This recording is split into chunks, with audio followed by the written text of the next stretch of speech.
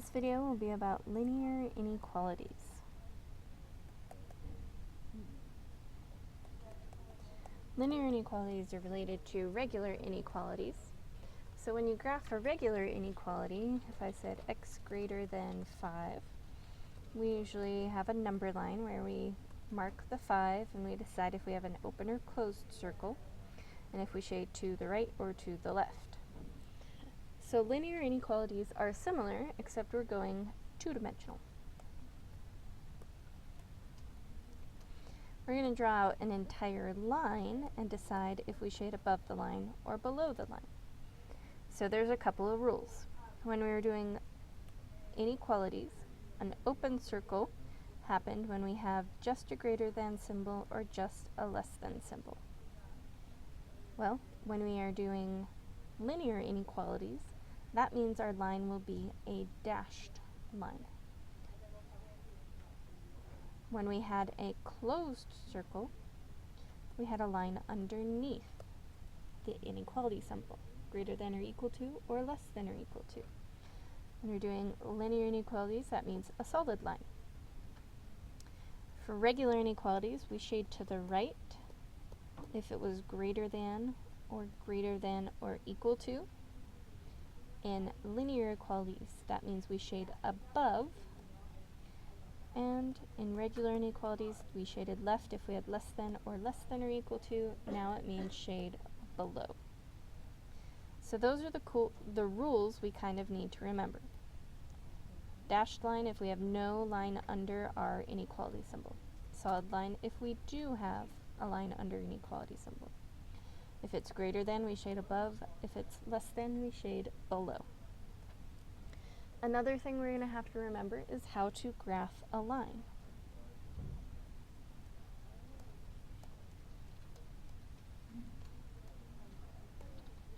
So looking at this equation, or I should say this inequality to be precise,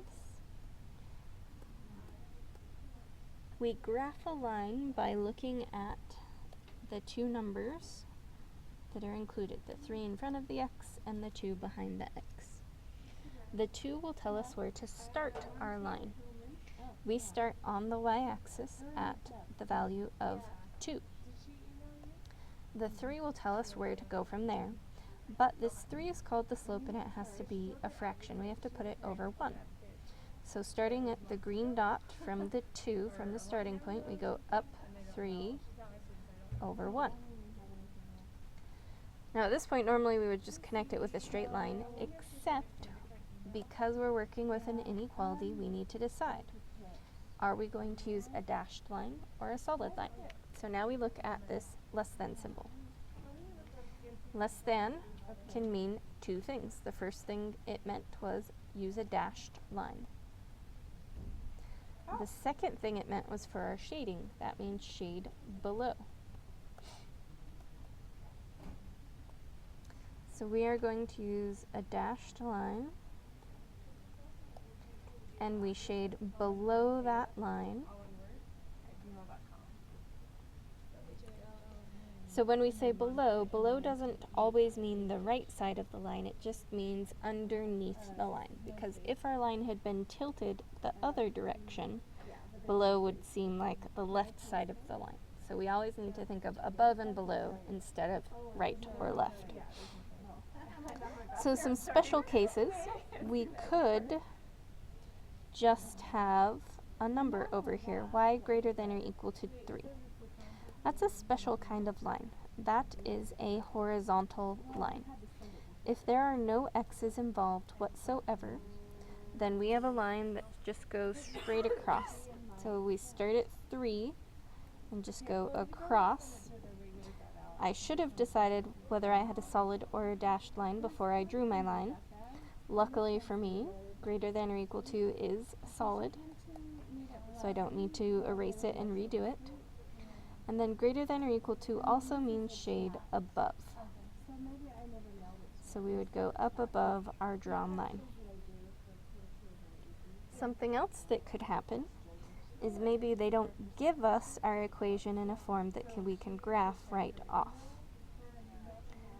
say we have 2x minus 3y less than 6. We have to rearrange. I accidentally paused it. I'm not quite sure the last thing I said, but we do need to rearrange this so we get the y alone, because that's the way that we can graph it when y is by itself. So first we're going to need to get rid of the 2x. To do that, we need to minus 2x from both sides. 2x minus 2x would give me 0. It cancels. We bring down the negative 3y. And then on the right side, this part's a little confusing. On the right side, those cannot combine. They are not like terms, which means we just write them side by side. We would just go 6 minus 2x, except we want the x first. When we have an equation, it's y equals mx plus b. We want the thing with the x first. So I'm actually going to put the negative 2x first plus 6. Now we have to finish getting y alone, so we have to get rid of just this 3 in front of the y. Don't forget, when you have a number next to a letter, that means multiply. We have to do the opposite of multiply and divide everything by negative 3. So now we have our y by itself, and I'm going to undo that symbol I just wrote, because when you divide by a negative, here's another thing you have to remember.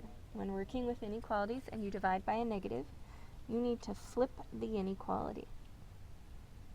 That happens anytime you divide by a negative number.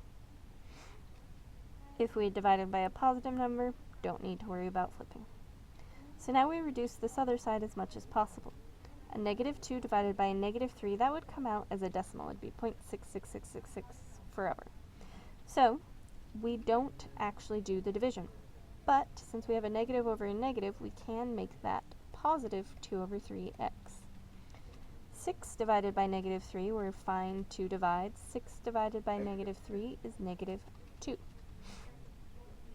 Now we could go and graph this equation.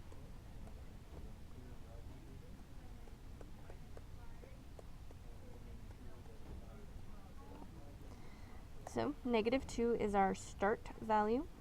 On the y-axis, every time is where we start.